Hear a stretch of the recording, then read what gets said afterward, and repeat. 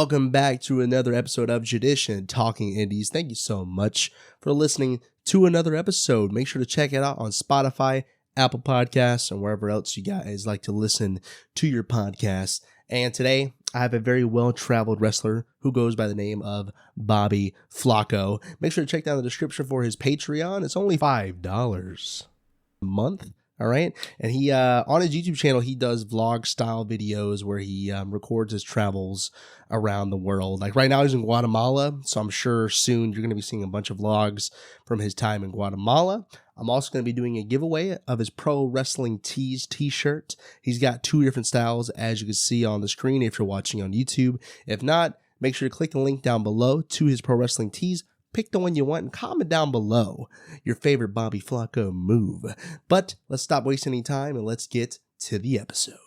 Yo, what is going on, guys? Welcome back to another episode of Jaddition, Talking Indies. And today, I got a special guest. This is my first time ever meeting him. And we're also here at Action Wrestling, as seen on WWA4 Action Wrestling, SLW Disruptor Classic City, and also featured in WWE back in the Thunderdome era. He is known as Bobby Flaco.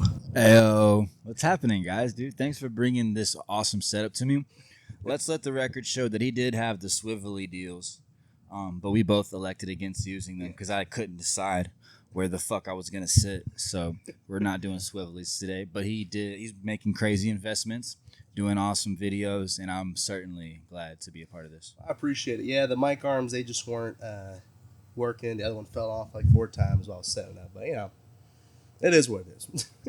I guess one of the main things I remember hearing about you saying is you used to play the old WCW games back in the day and the SmackDown versus Raw and all that. Was that kind of what got you into wrestling, or what, did you see something at first and then you found the games, or was it? The game, I think, was like just the first glimpse of it at all. Really? Okay. Yeah, kind of a little bit later into a childhood, like me and my dad would watch Raw and shit. But I didn't even have it. My friend had the game, and it was just one of the games we played on WCW. And it kind of just is like when people ask me that question, that's the first thing that comes. Let's say the earliest thing that comes to mind when that comes up. Was it the N64? Yeah, I think it was like the Versus, like yes. the golden one. Dude, I had that one. Because I got memories of my mom on Christmas getting me SmackDown vs. Raw 2009? Is that the one with Triple H and Shawn Michaels on the cover, the DX? That's the series I ended up having a lot, like hell yeah, and actually playing and owning and shit like Dude, that. Oh my god, I love SmackDown vs. Raw so much. When I first came back to YouTube, I actually did a series on the original SmackDown vs. Raw, like story mode or whatever, and it was just, it's wild, some of the shit they were saying back then. But hey, that's how wrestling was back then. That was like the line, you know what I mean? That's like that's where like the never mind. I'm just gonna not get your fucking channel shadow banned. Hey man, hey. It's all good.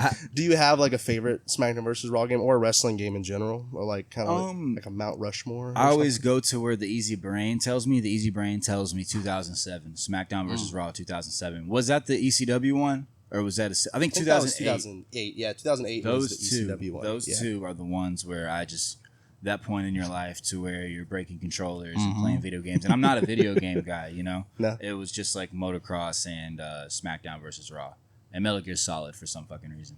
I was actually going to ask if you ever played motocross, because part of your entrance is kind of the dirt bike and the bike pants and the, you know, so like was that something that kind of influenced you to want to come out on dirt bike, or did you just fuck with dirt bikes and you're like, hey man, let me come out on a dirt bike? I started riding dirt bikes when I was 4, and I started racing dirt bikes when I was 5. Okay. And I was pretty fucking good at it. I was like at the amateur, like top 20 in like the amateur nationals when I was 7, on like a little fucking a bike about the size of the one that I ride now or whatever. Okay. But yeah, but motocross racing is just super expensive. It eventually became tough for my family. But like I got bigger bikes as I got older and shit like that. But I've always been super into motocross, supercross, freestyle motocross.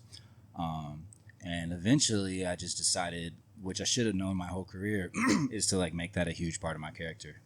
Dude, it's awesome watching you come back. I saw a few entrances of you kind of coming out. You don't always do it, but sometimes you'll come out on the dirt bike, and all the kids are super excited. They want to take pictures with you and stuff. It's really fun kind of watching you come out. And one of the first matches I saw you wrestle, like online anyway. I haven't seen you wrestle live yet, which is going to change tonight at Action Wrestling. Ayo.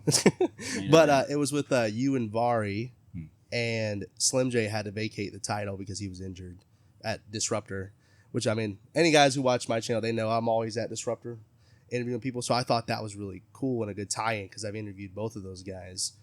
And I know, you were talking before how you said that Vari kind of got you into it. How's your relationship with Vari now? Because he's a super cool guy. I love Vari. He's got that dry humor where you can't really tell if he's joking or not.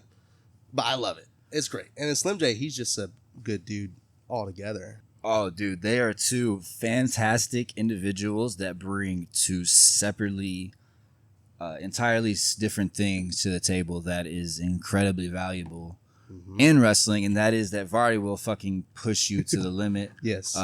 Make the dry jokes, and I speak Spanish, so I can get them in like both languages. I still think about the day after I wrestled Vari one time that he's like, "Has mejorado un chingo." I don't know if you speak Spanish, but it means you've gotten a lot better. I do, yes. Or in Mexican, that means you've gotten a lot better. Yes.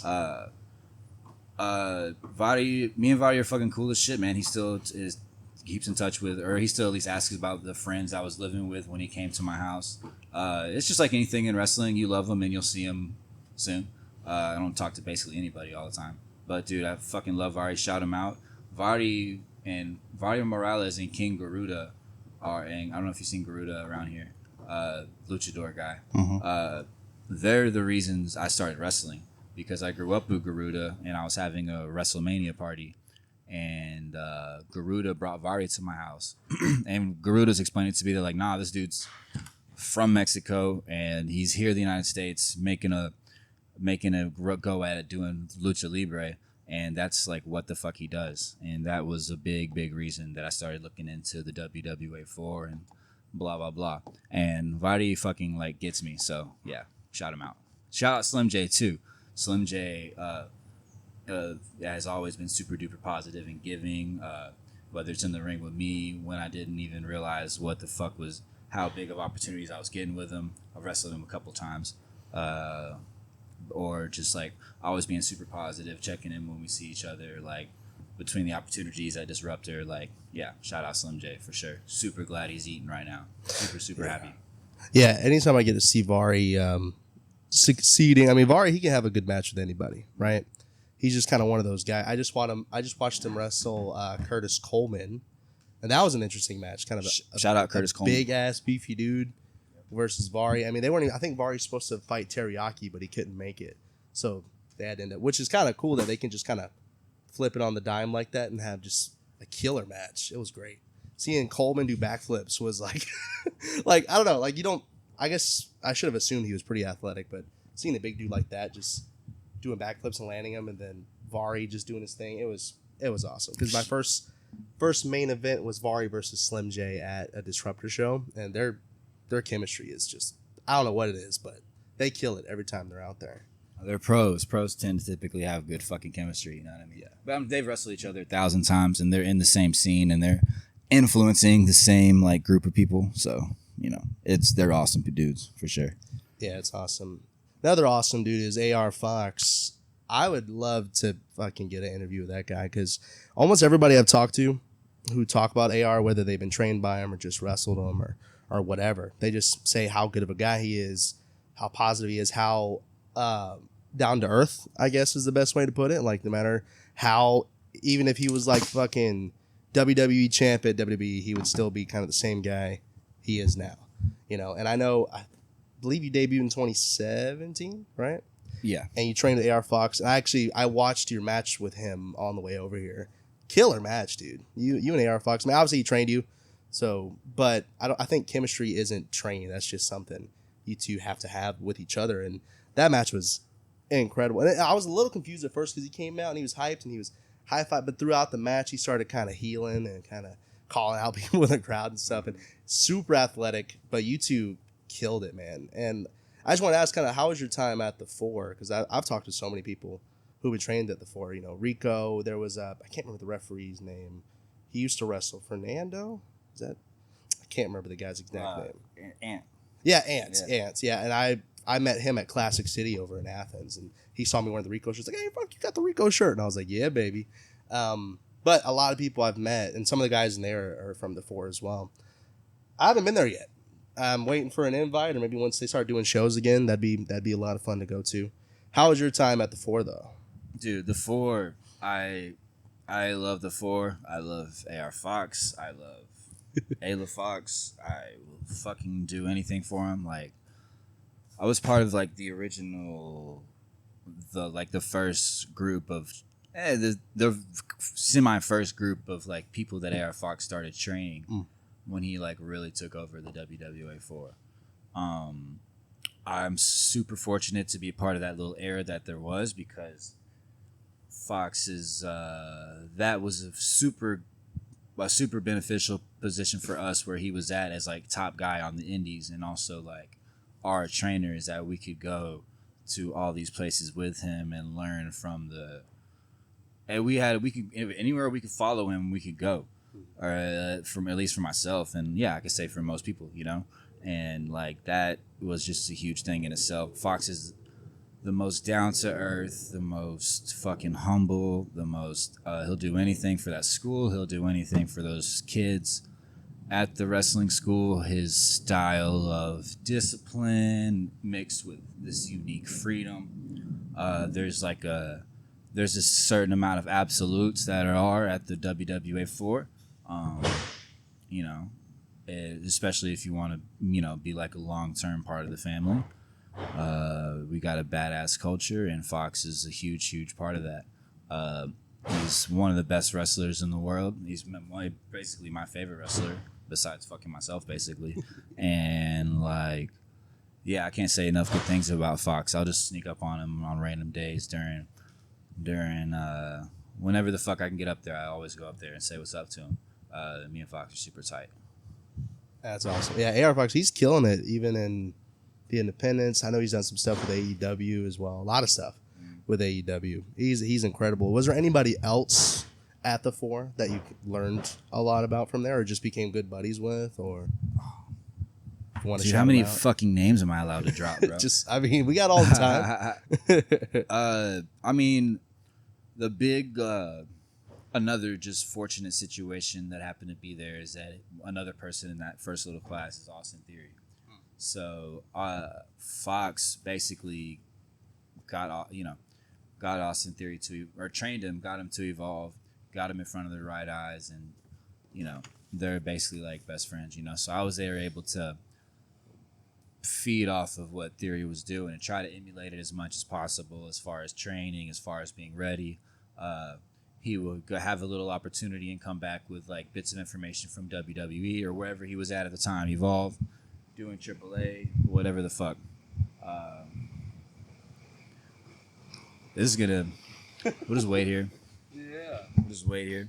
Asking who else have you learned from there? Besides, I know you said Austin Theory and so being around when Austin Theory is like learning exactly what the WWE drills are, and like exactly what they want from you, and exactly the way to do things in a certain way to get noticed by big places. I mean, and then that trickle down effect goes down onto Leon Ruff, who was an NXT North American champion for a long time. Alan Angels was part of that group.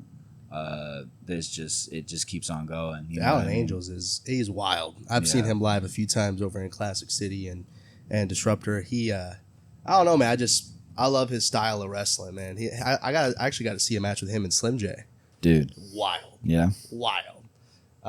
Another thing, what's going on in this picture right here? What's up with that? What's up with that right there? You know what I mean, looks like you're in a random slum somewhere. You found a basketball court and just start beating up this lucha libre here, dude. what's up with that picture? Awesome. Hopefully you can put that on the screen. I can. All right, so that was the only wrestling match I ever had in Peru. Okay. Which was basically, we ran a seminar, me and Ariel Von Gogh, which used to be Zinchi, which used to be whatever the fuck. We traveled to South America a good bit, and one of the things we did is pull up in Lima, Peru, and do a seminar and blah blah blah.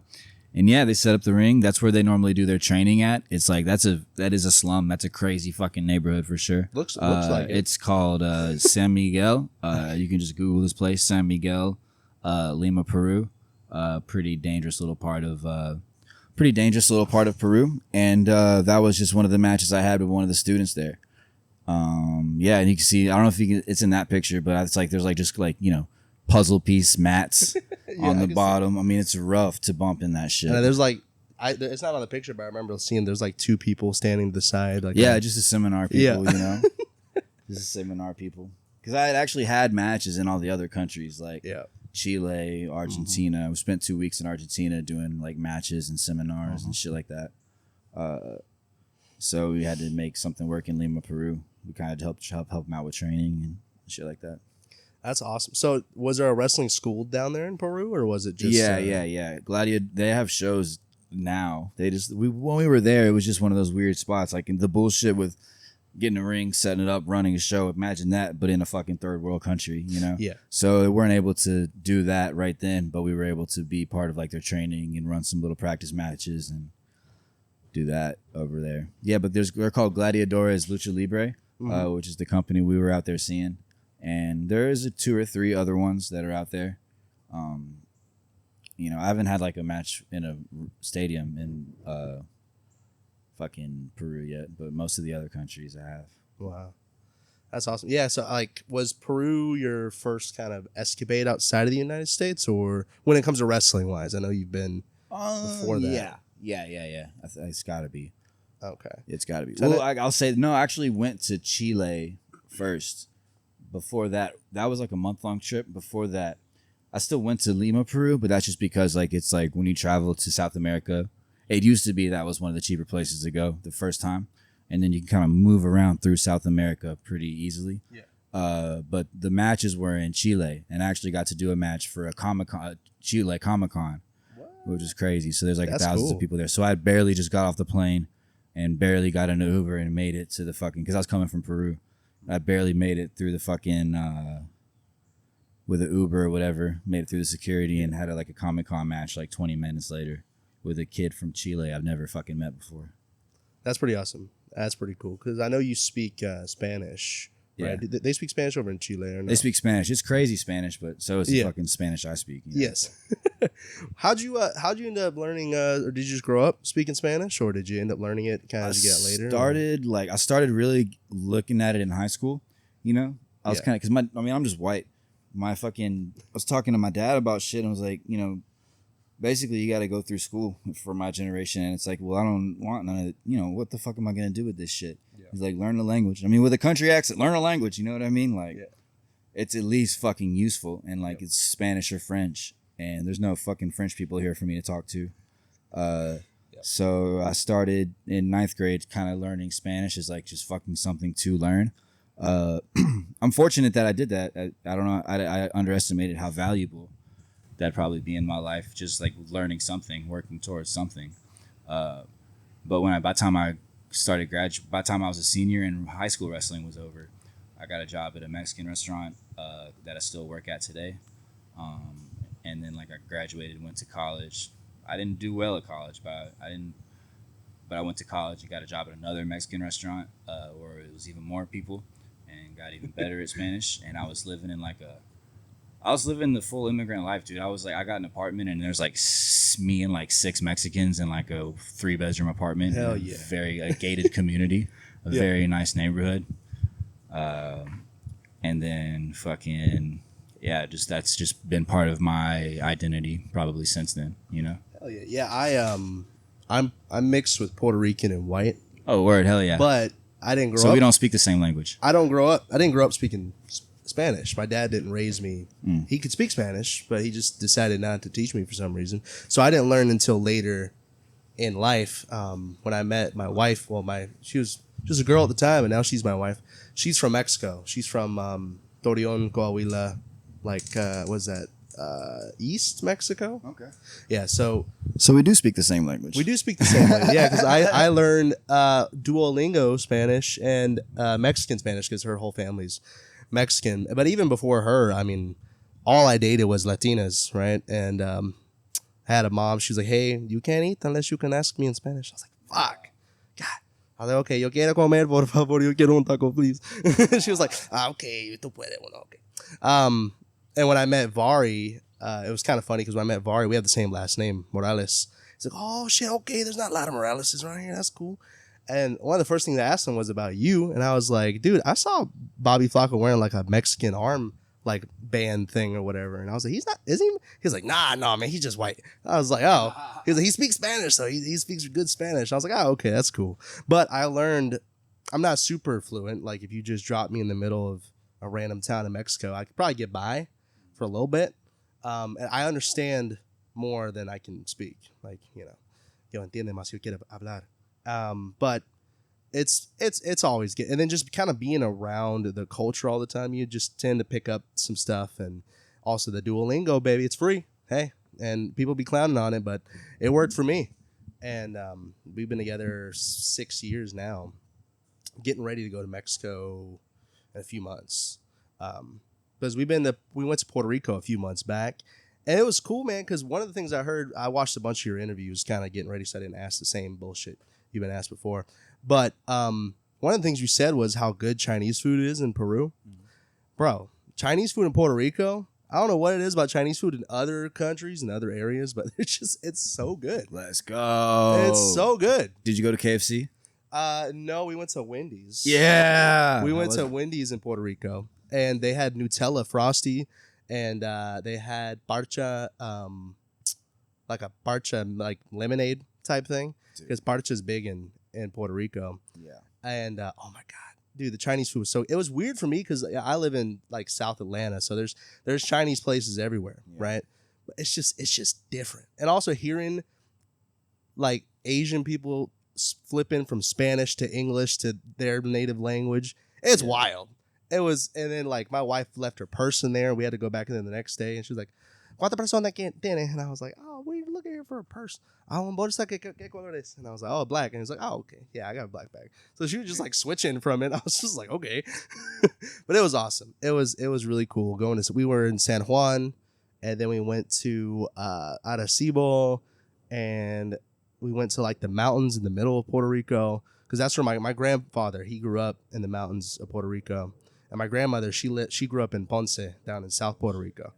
So, but that was my first time actually going to Puerto Rico. And now I feel like I can be proud of my half side, because for a while I was like, yeah, I'm Puerto Rican, but I don't know. It's just like, I'm white passing, so I can get by, But it's cool, man. I love Puerto Rico. I know you said you went there briefly.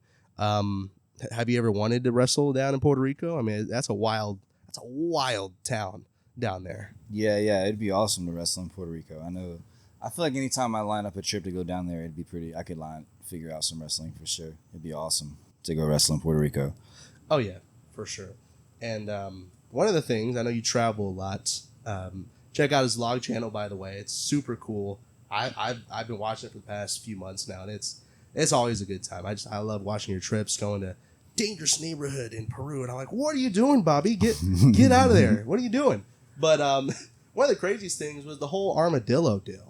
All right. He's seen that. You need to tell me about, what does armadillo taste like? Yeah, the armadillo carne asada, okay? Yeah. I don't know if you guys had frijoles and arroz and todo eso, or just the armadillo. So you seen it, but you didn't see it all the way through because it was clickbait. It was my last day out. They ate it. I seen it in the pot. I seen it in the pot. I didn't actually eat it though, unfortunately. What? I clickbaited you guys. I'm sorry. Son of a... I don't know if I said I ate it, but I definitely said something about like carne asada. I didn't want to watch all the way through, just so I could wait. I wanted to talk to you about it. I clickbaited you. That's funny. My dad called me out about some clickbait earlier. My dad called me and he was like, "Damn, what did I not do?" I didn't do something. I said I was gonna clickbait. I was like, "Yeah, sorry," or at least made it seem like it. But yeah, what had happened was I'm on the last morning of my Amazon trek, which was like, like there's a city in the middle of the Amazon called Iquitos, Peru, that's got like 500,000 people, where all the rivers kind of flow to, where all the commerce kind of happens, and that's where I typically fly out to when I'm going to the rainforest. And I stayed there for a couple of days, and then you can like charter your own like trek for however many days you want to do, like deep in the jungle where it's just like rainforest and like there's only power when the generator's on, like for 2 hours a day, and like there's no Wi-Fi, and there's like a river dolphins and monkeys and like all type of crazy shit. So that was my last day doing that. So we're like on the way out doing like a morning tour, and the lady, there's just an armadillo bloated in the middle of the river, and the lady just like picks it up and throws it in the fucking boat. She just picks it up and throws it in the boat. And it's like, carne asada. And I was like, hell yeah. And so she just takes a machete, cuts open its belly, pulls out the guts, throws the guts in the fucking river. Not the Amazon River. I don't think we were on the Amazon River. We were on a tributary of the Amazon River. She just throws the guts in there, starts cleaning it out, whatever, gets it all the way ready to be prepared in the boat, just while we're doing the tour. And she had like a machete, and she was just like cutting it open, like a garden machete. Everybody got machete in the rainforest. Hell yeah! I even had a cousin that's from Panama, and he came to help me do some yard work, and he's like, "Where the fuck is the machete?" I was like, "We got this machine, this machine, this machine, this machine, this machine." Yeah. And he's like, "No, dude, I just need a fucking machete for everything. They cut open animals, leaves, what the fuck ever." But yeah, and then by the time I was getting ready to leave the lodge to go back to the city, there was like, they had the armadillo like stuffed in a pot with grease and like or not boiling it, but frying it, I guess. Mm-hmm. But yeah, I didn't eat the armadillo. You son of a bitch! I got you guys. Damn. Well, since you didn't eat that, what's some crazy food you've eaten in other countries? I think you said something about a gerbil or a hamster or something that you ate, but like, and you said they flattened it, that kind of deal. Mm-hmm. I think you said that tasted pretty good, but because it's like a delicacy. And was that Peru where you ate that? It was in Peru. I did eat a couple of wild worms. Okay. Just wild grub worms, just like in like a coconutty area. With the machete, the guy, we were just walking around in the rainforest learning about trees and medicine and all this crazy shit.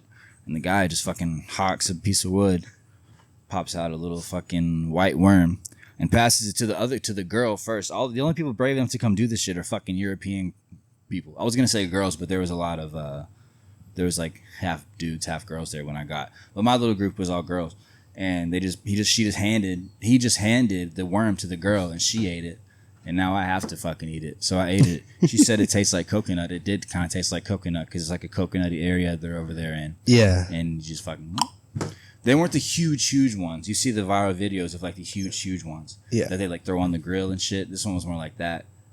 And it was just like crawling through the jungle. And I just popped it in my mouth. I ate 2 of those. Yeah? Pretty good? Pretty good. Yeah? Pretty good. Yeah. I'm walking around. I needed some good protein, you know? And then I did guinea pig in Peru. I've done guinea pig twice in Peru. Once when I was like 18, I did like this Machu Picchu blah blah blah trip. And then once recently, I had guinea pig and fried rice because I knew guinea pig. Talking about that Chinese food, chifa is what it's called. Yeah, I had guinea pig and fried rice, and it was pretty fucking good. It's they fry it and season it good, and it's a decent amount of little meat. You can eat fucking anything. That's true. Yeah, I'm not super picky about. If somebody put a guinea pig in front of me, I'd be like, all right, well, I'll give it a try. Why not? Because I haven't really eaten a lot of crazy stuff. I know chapulines is big in Mexico, right? Mm-hmm. And my wife loves chapulines, and every time those again, they're like those crickets. Oh, right, like fried crickets with like limon y sal. So good. And people like, you're eating crickets? I'm like, bro, just don't think about it that way. Yeah, don't think about it. It tastes fine. Shut up. I'm down to try shit like that, but don't get me. I am picky though. I'm not gonna eat that, but like I'll try a couple and fucking. But I'll still probably get some fried rice. Yeah, where she's from, they put it on like tacos, and I'm like, I'm not gonna go that far. Like have cricket taco, But you ever had tripa? Oh, I love tripa. You love tripa? I do. I get it dorado. I like it extra crispy. Oh, you like the fucking? Yeah, because I don't like it all mushy and shit. Like I love pozole. Pozole is fire. Like what's it called? Menudo. I can't do menudo. Menudo's a lot. It's just the consistency is kind of like that, but it tastes like pozole, but it's just a different type, like cut of meat or to cut of fat, I guess, and intestines and all that good stuff. And like cabeza is good too. Like, cabeza is fire. I don't like tongue because it's like a texture thing. It tastes like feels like old barbecue. You know, like the shitty barbecue in like a fucking box. That's what tongue.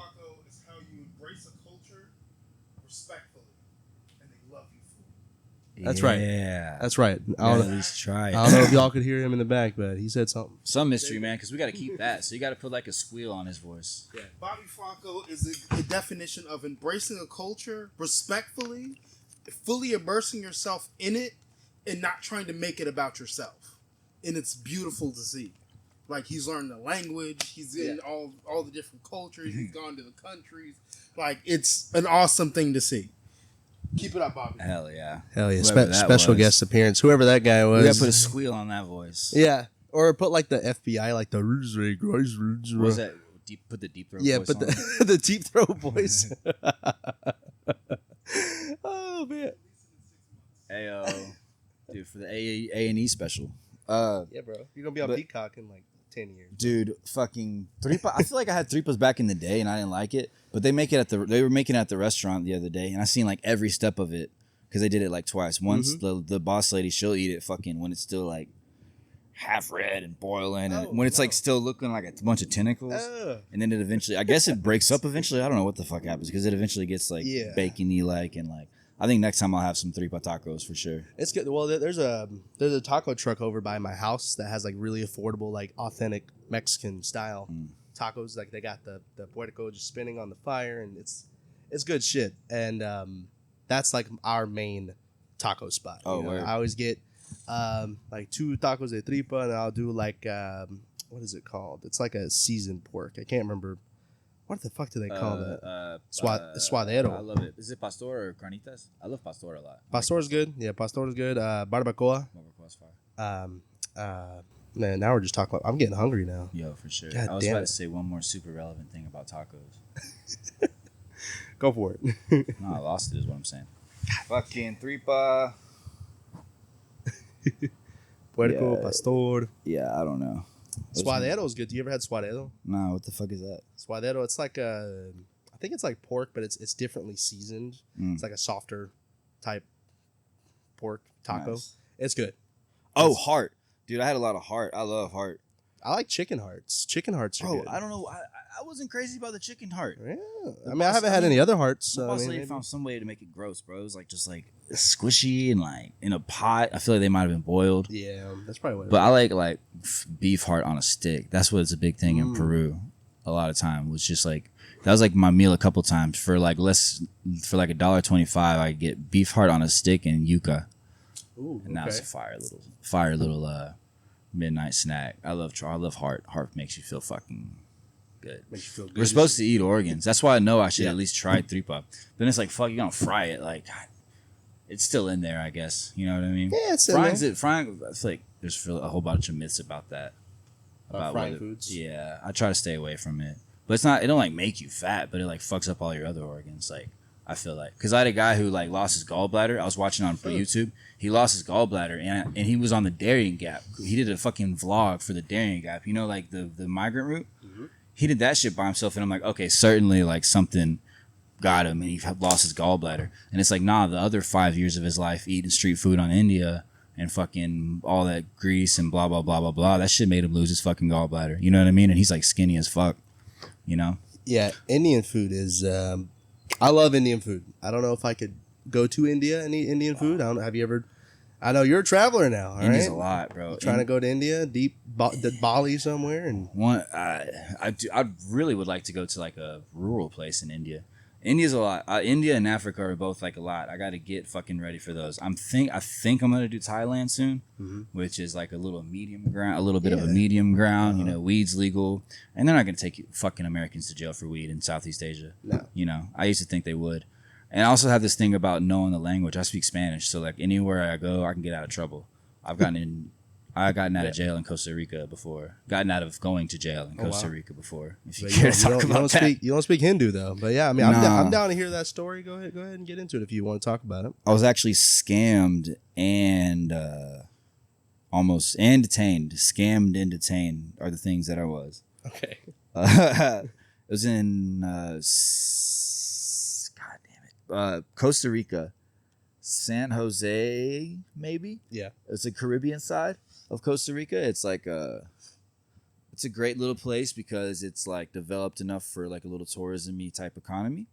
There's like white girls driving around on bicycles, which is what made me think I was okay to just buy drugs in public. And it's got like hostels and resorts and like all that shit, but not the McDonald's and all that stuff. And I joke about liking McDonald's, but there is an element to a city that doesn't have that type of shit that is definitely cool, at least for however long. Yeah. The bottom is the Caribbean Sea. The mountain is you're in the jungle. We were staying in like a jungle hut. So we rent our motorcycles and come up the mountain into our little jungle hut. And guess what? We got a big problem. You know what a big problem is? Grande problema. Grande problema. No hay mota, güey. No hay mota, güey. Oh, no. So we had to go back down the mountain and find some weed. But my guy who I was with, it's like any tourist town, you know. I say that, don't make the same mistakes I did. It's like any tourist town. You fucking do some eye contact. Don't go to the first guy you meet. No? Don't go to the first guy you meet. You make a little eye contact. You know, I learned this since Fulton Industrial. Don't make any eye contact. Yep. Fucking talk to the guy. Negotiate the price for weed. More or less, I found this American-looking guy. He was too American. I should have known. So we agree on a price. It's $50 for whatever the fuck. I hand him a $50 bill, and he starts like handing me weed in my hand, and he's like, "You got to tell me when." I'm like, keep it coming. What are you talking about? He's like, "Oh, okay, now." I'm like, "All right, fine." So it's in my hand only, and I got this hoodie, the same fucking red hoodie I wear all the time. Yep. I put it in my pocket to like have something happen with it, or to just have it somewhere, and then I turn around, and the guy's like kind of like upright and like a mad. This is the dealer still. He's like upright in like a mad position, and he's got like a crumpled up $1 bill in his hand, and he's like, "What the fuck is this? What the fuck is this? You give me a $1 bill." So he's trying to say that I only gave him $1 and I still owe him the $50, even though I gave him $50. So he's like trying to scam me into giving him fucking $50 more. So this is a back and forth conversation that makes me kind of lose my guard to what's going on. Yeah. We're going back and forth. I actually see the cop drive by the first time. We're going back and forth about that. And eventually when I go to, I'm fuck it, dude. Like, I'm just going to give you another $50 to make this shit over with, you know? Yeah. So I reach in my pocket to get out what turned out to be 100. I almost fucked up big time. I pull out another bill to just fucking give him and get this shit over with. And there's the Costa Rican fucking federales, well, police. Yeah. The Costa Rican police just fucking blah, blah, blah, blah, blah. Speaking hella Spanish and shit. Yeah, they come. Me and the guy, what we do, we kind of see the car actually. So the guy and I both kind of throw our shit underneath this one truck. His shit is bagged and mine is not. But I throw I'm just emptying the contents of my pocket, kind of throwing it under the car. Like the guys are eventually searching us. So like he's searching us, blah blah blah, and the guy is like, the dealer is like talking crazy. I guess the weed. I'll save that. But he's like, "It's just weed. Nothing's going on. Like this guy's a fucking piece of shit tourist. Like blah blah blah blah blah," and like kind of burying himself, like kind of like talking too much or whatever. And like in my brain, I still got rid of everything. The cops had like shined a light underneath that car, so they see the bags. There's a couple of different like size bags, and like my kind of loose weed on the ground. Yeah. And then like the cops searching for me, and it's almost like they're not satisfied with the weed. It's like they're searching for something else. They're like going through my wallet and shit. They went through my wallet and didn't take any money. Going through my wallet and shit, and like I'm starting to realize like, oh, they're looking for drugs. They're looking for like white drugs, and like so like they just keep searching and searching, and like I eventually pull out my hand out of my pocket, and there's just like a little bit of weed stuck to the frizz on my jacket or whatever, yeah. And like the bud kind of falls to the ground, and it's almost like he was relieved. The bud kind of falls to the ground. It's like, oh, so we got him with something, and it's weed. And then it's on the ground. And then he's like, pasaporte. And at that time, now I'm giving him my American passport. So now things are kind of starting to turn in my favor. And this other guy's obviously a piece of shit from like the way he's talking. You know what I mean? Like, So now things are starting to get a little better. But he said some crazy shit that sounded like, que te voy a llevar, or te vamos a llevar, or like, we're going to take you, like, blah, blah, blah. And I was like, I'll say it in English first. I was like, I'm sorry, can you say that again? Like, I didn't really understand you. He's like, it's better that you don't understand. He's like, que no te entendí muy bien, me lo dices otra vez. He's like, mejor que no entiendas, bro. I'm fuck. He's like, it's better you don't understand what we're saying because it's gonna scare the shit out of you. And then eventually, I guess whoever the boss is comes over and sees that like I had weed, and he eventually asked me directly. He's like, "Was that guy selling you weed?" And I was like, "Yeah." And he's like, "All right, well, me and my bosses are gonna watch you leave, or whatever." So that shit was pretty crazy. And my boy was like around the corner the whole time. That shit was crazy. That sounds pretty wild. Would you say that's your scariest experience in another country? I've gotten. It's all been weed related. That's usually how it starts. Oh yeah, dude. Anybody who gets robbed or murdered in a foreign country is either looking for pussy or weed. Yeah. And they're probably a male. But dude, I got caught in Peru. I didn't go to the police, but it was like in a gated community with like a nice middle class community, smack dab in the ghetto. So it's like that kind of like pretentious pretentious Latins, which are like a specific fucking breed in their own. You know what I mean? Mm-hmm. Yeah. Like, it was the first time I went to Peru, or the first time I went alone to Peru, and I was gonna do that one date in Chile, and I rented a place in San Miguel, that same neighborhood. Okay. For some fucking reason, because it was next to the ocean. I rented a place next to the ocean, and it's just like it's not a beautiful view.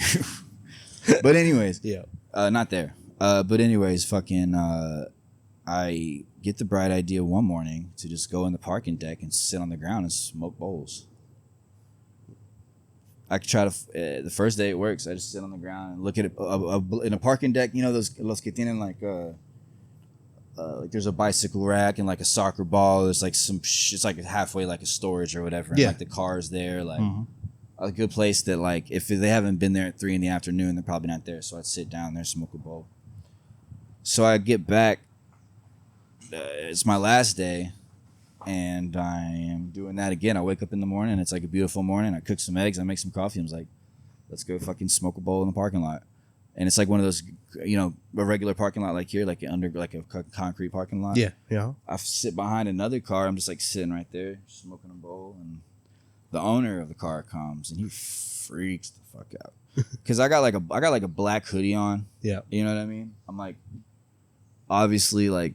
Fucking with something. It's not even like it's like better off that I'm doing drugs. When he came up to me, I had to make sure he thought I was gonna fucking tire his car or like take his could be stealing something. Like that's what I had to. I sat there there was really a point where I was like, look, here's my bag, here's my bowl. This is like I'm an American. Here's my bag, here's my bowl. I'm an American. Like this is exactly what's happening. Like I know I look like a fucking crook. Yeah. Anybody who doesn't Peruvians are like 95% Peruvians. So even like looking at a white person is kind of like, what the fuck are you doing here? You know what I mean? It's like the differences in like what racism is in every country is crazy. But yeah, so even like a white person with like a black hoodie on, like I'm just like telling him like I'm doing drugs here. So he takes me to like the security, like the hotel, not the hotel, but the apartment security. Yeah. In any whatever. There's about 5 or 6 of them all the time. And this guy ended up being my savior because he like listens. I think he had seen me coming in and out. And then like he listens to the guy, hears the guy out, and he's like, all right, thank you very much. Why don't you just go on home and we'll take this guy to the police. Don't you even worry about it. And I'm like, fuck, bro. So the guy goes around, and then the security guy looks at me, kind of looks over here, looks over there, make sure nobody's looking. He's like, bro, la gente aquí está bien mamón, bro. No puede hacer eso. He's like, the people here are fucking mamones, bro. I don't even know how to say that in English. Like, the people here are fucking pretentious. Like, you can't do that shit. He's like, you need to leave. I'm like, I'm leaving today. I'm going to get my shit and, like, pack out. He's like, all right, since that guy can't see you, like, get out of here. I told him I was going to take you to the police. So I've never dealt with police in Peru, which are probably more corrupt. To go back to Costa Rica is like a developed nation for the most part with, like, police that went through my dude. You think I had like hundreds of dollars in my wallet. You think the police in Mexico wouldn't have took that shit? No, they would have took that shit, bro. Costa Rica is an interesting place for sure. And I think weed's almost halfway legal too there. So I wasn't gonna put that detail out before I had said the suspenseful story. But yeah, I think weed's like halfway legal there too. That's why the plug was like, no pasa nada. Yeah. But yeah, in Peru I'd be kind of scared. That's funny. But again, I think there's still that element, like I was saying about Vietnam or wherever the fuck I'm gonna go, is like they're probably not gonna put a tourist in jail for weed. How often does that come up? How often have you heard of that? I mean, Russia would get you. It's legal in Bangkok though. Oh, is it? Oh, okay. Yeah, it's legal in Thailand. Hell yeah. Shout out Thailand. Dude, I want to go to Thailand so bad. Oh my god. Thailand, Japan is another area. Are there any, like, do you have like a dream area you'd like to go to, or like I an think area? Southeast Asia for sure. Southeast Asia, I'll conquer that, and then Africa. You can't go to Africa broke.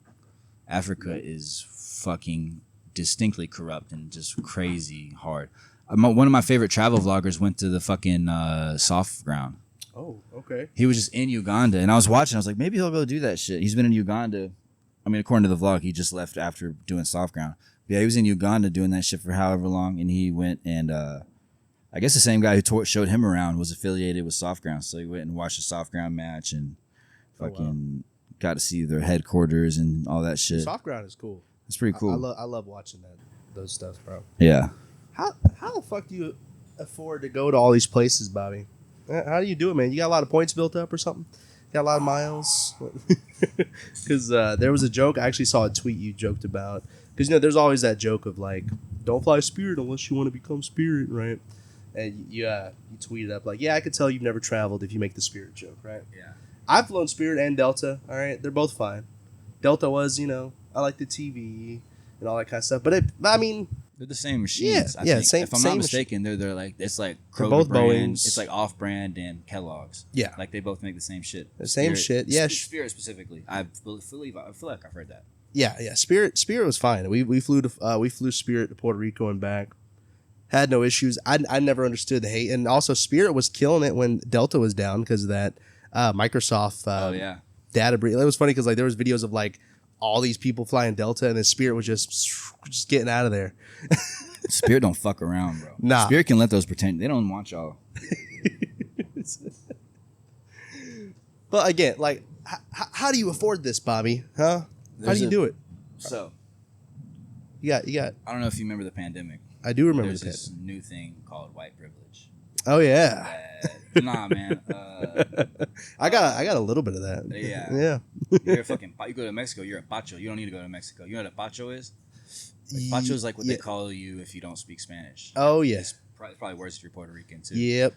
I mean, I speak enough, all right, to get by. That's precisely the problem. But I'm working on it. All right, no, Bobby. I'm just kidding. Adrian Alanis tells me about it. Adrian Alanis, when he goes to Mexico, he catches a lot of shit because he's like a beautiful white Mexican with blonde hair. Yeah, but dude, my parents are super supportive. When I first started wrestling, I didn't tell them what was going on. I didn't tell anybody what was going on. I still like had a place to, had a rent and blah blah blah. But at this point in my life, I stay with my folks in like the mother-in-law suite at the bottom of the basement. Yeah. There's like a lot of land and there's horses and dogs and fucking yard shit to do. So I kind of like pay my due by doing that. Stay there. We work on there's a pool to take care of, all this other white privilege stuff to take care of. You know what I mean? Yeah. And I don't think, I can't speak to everybody, but I'm not the only one that is presented with this own situation. It's tough because I don't talk about it. I don't say you should do this. I don't say like this is something you could do because I understand that under people, even at certain points in my life, I was in a situation where I couldn't like do the things that I'm doing. You know what I mean? Yeah. But I will say I also make a conscious effort to lower my bills and to lower my spending and to increase like my work. I'm super duper fucking blessed in like so many ways. That I can have if you have a place to lay your head at night. And it's even better if you're surrounded by people that love you and fuck with you, because I know where Americans are depressed, but guess what, motherfucker? Somebody loves you. Yep. And somebody is probably willing to let you lay your head down somewhere if you're doing something good with your life. Now, let me make it clear. My dad, there was a point in my life where I was just like, I dropped out of college and I was just drinking away and fucking off, and like there was no, you get love then, but you don't get to stay here for free. You don't get support with your college, or whatever the fuck. Even like the little things I thought I was gonna do, you don't get help with that because you need to take shit seriously. You know what I'm saying? But like, for example, when I started college, I had help with like that, and then like when I came home, I eventually like, I had to earn that shit. You know what I mean? But yeah, I just try to make conscious efforts to like put my money in good places and I'm looking at flights with good deals. And dude, fucking travel can be cheap. Like the little 8 days I'm about to spend in Guatemala, apart from actually working, it's way less expensive to live. You know, even paying for a place to stay every night. It's just travel, especially in places like Guatemala, can be very, very cheap. I don't know. I've never been asked that question. I try to, I definitely get that, especially, where the people I surround myself with don't come from the same situation as me. So I understand why everybody's life isn't like that, Yeah, for sure. I mean, I'm a blessed person. I'd like to say I got a good paying job. I got a paid off house I'm living in. I got a great wife that just loves me, and her family's great. And I mean, I went through my struggles, and I feel like everybody's struggles are relative to them, right? Yeah, sure. You could say, oh well, there's people who are homeless or don't have anything to eat throughout the day, or whatever their case may be. But I do feel like your problems are still your problems. I don't know if that's the right thing to say, but that's how I feel about it. I mean, I went through a bunch of shit as a child and growing up and all that good stuff. And I had a mother who loved me, which a lot of people don't have, but grew up with a single mom. And she passed away a couple years ago, and it hit me hard because that's all I had family wise. I mean, I'm kind of close with some of my Puerto Rican side, but it's, so I kind of lean a lot on my wife's family to kind of get me through, emotional stuff or whatever the case may be. But I had to grow up quick, and I feel like I'm doing all right for myself, and I'm trying to chase a dream when it comes to interviewing you guys or doing any other content creation. I do mostly gaming content just because that's what I love, but I also love independent wrestling, and I'm about to hit 10,000 subscribers on YouTube, by the way. Almost there. Fuck yeah, that's awesome. About 600 off. Come on, guys. Fucking flying past me. That's awesome, dude. Yeah, dude. It's awesome, dude. I've been having a blast doing it, and it seems like everybody likes the interviews. You can also find it on podcast and well, you can't find it yet if you search it. It's not gonna pop up, but I got to get a bit more downloads going. But back to you. I would like to know, do you have any like super scary moments in the ring that you can kind of recall? Or like a close call, or maybe I've heard some crazy things about the four. Some stuff might happen there,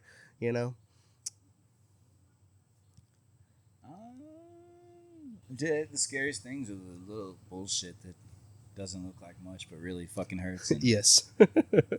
Fucking takes you off of what you're trying to do. I've done some dumb shit for sure, but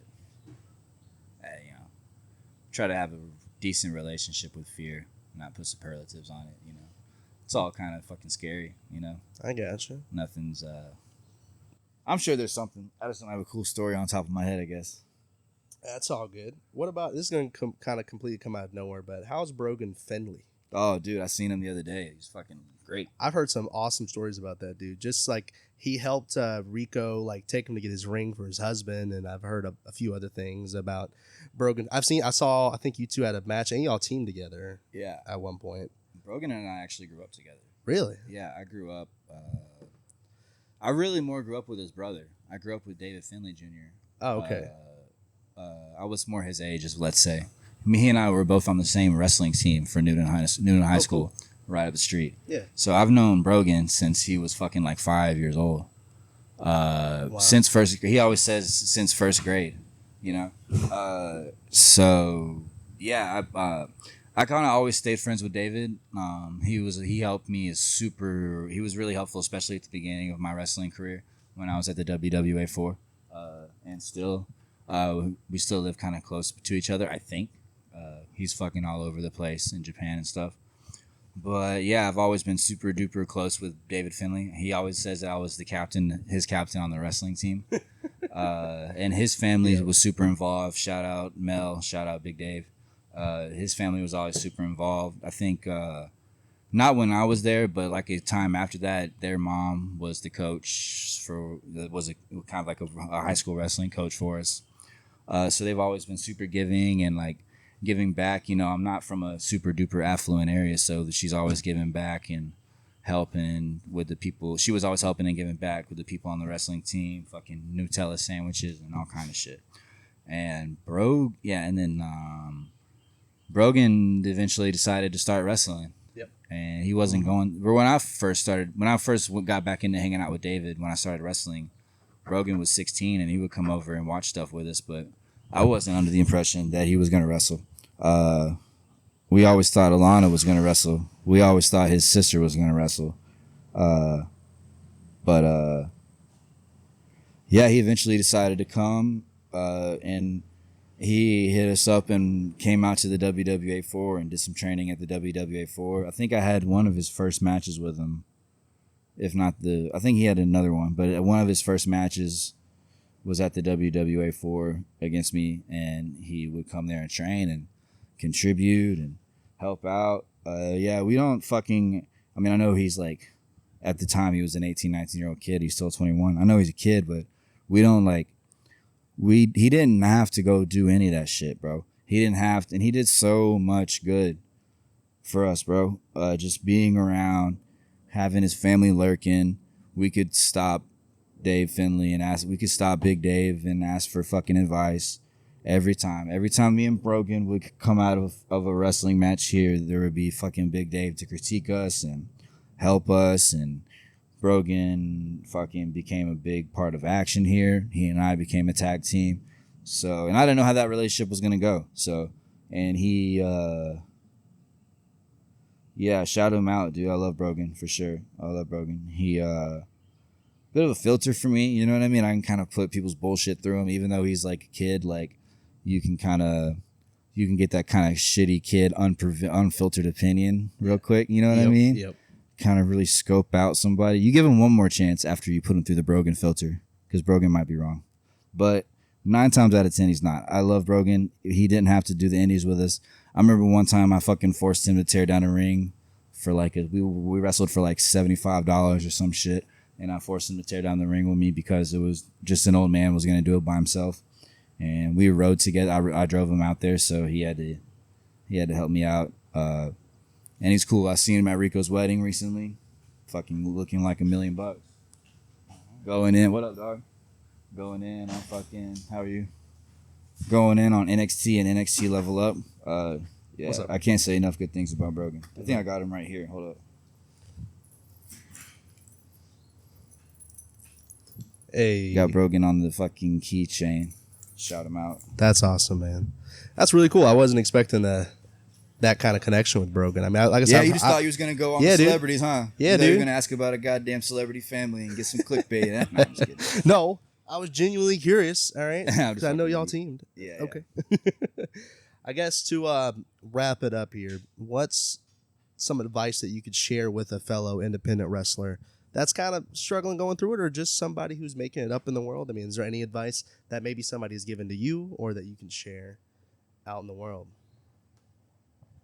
Find something else, dude. Yeah. You got to have, and that's an advice for anybody on any pursuit.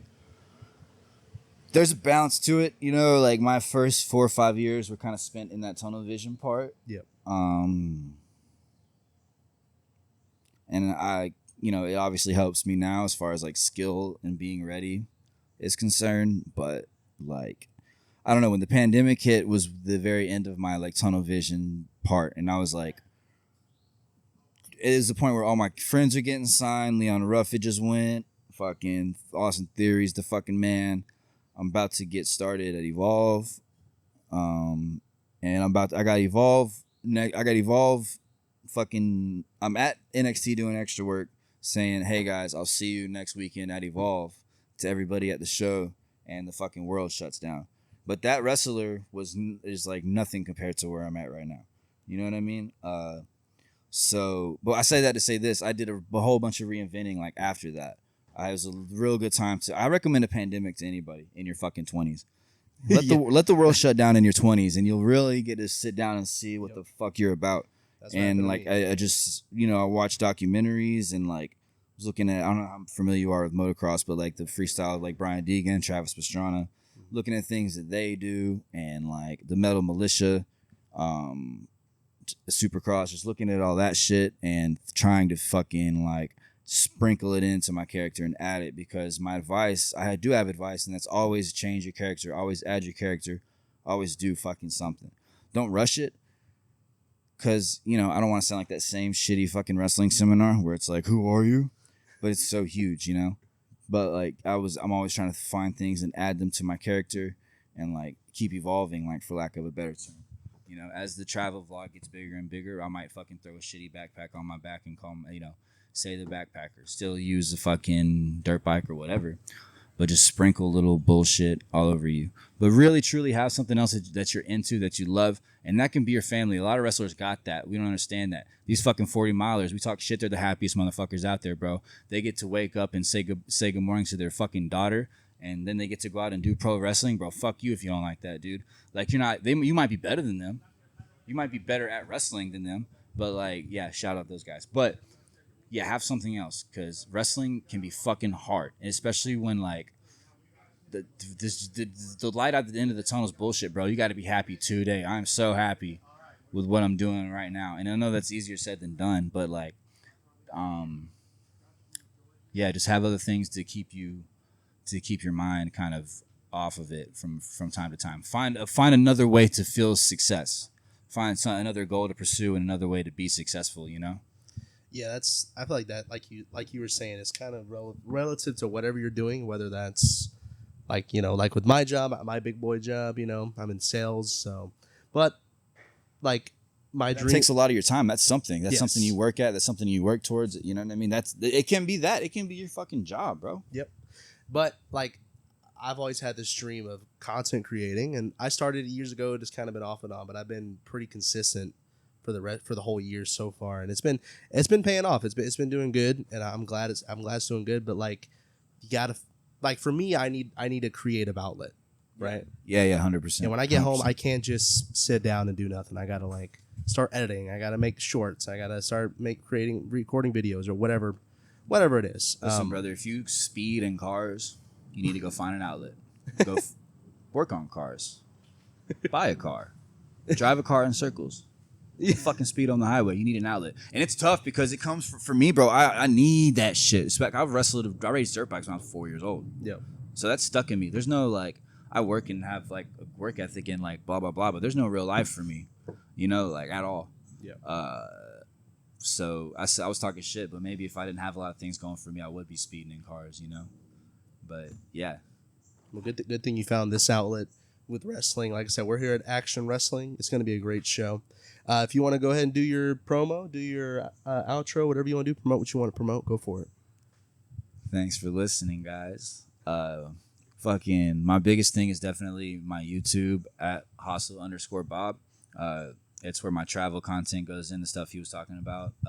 Right now, as far as posting wise, I'm getting out of the rainforest in Peru, so you can check in on that progress. If you want to see where my most recent vlogs are, I'm probably 2 months behind on YouTube. I started my Patreon. The Patreon's the number one way to support, for sure.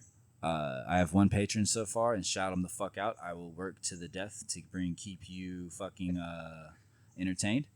But go to the Patreon if you want to just support, or if you want to see, like, the most recent vlogs. Like, there's a difference in, like, YouTube's and the Amazon and Patreon. I just dropped my recent road trip to St. Louis and Kentucky and Indiana, kind of like a loop with some wrestlers. So that'll be the most recently released one. And then just, like, bullshit projects. Like, I'll start talking to people maybe some point soon and, like, other stuff. So a lot of times before I put it on YouTube, or even, like, you know, I don't want to disrupt the algorithm I got. So, like, I want to maybe put stuff on Patreon first, feelers and stuff like that. But the one thing I can promise you on Patreon is early release vlogs. Bobby Flaco 4 on YouTube, Bobby Flaco WWA 4 on Twitter. I'll work on getting them all on the same one maybe someday. But yeah, Hostile Bob YouTube. If you YouTube Bobby Flaco Hostile Bob, it comes up. Either wrestling matches or the page. It all helps. Hell yeah, brother. Well, that was my amazing interview with the only Bobby Flaco. Incredible, man. I really appreciate you coming on to the episode. It was a really fun talk. Thanks, and Lord. I will see you guys in the next one. Peace out. Thanks, man. That was fun, man.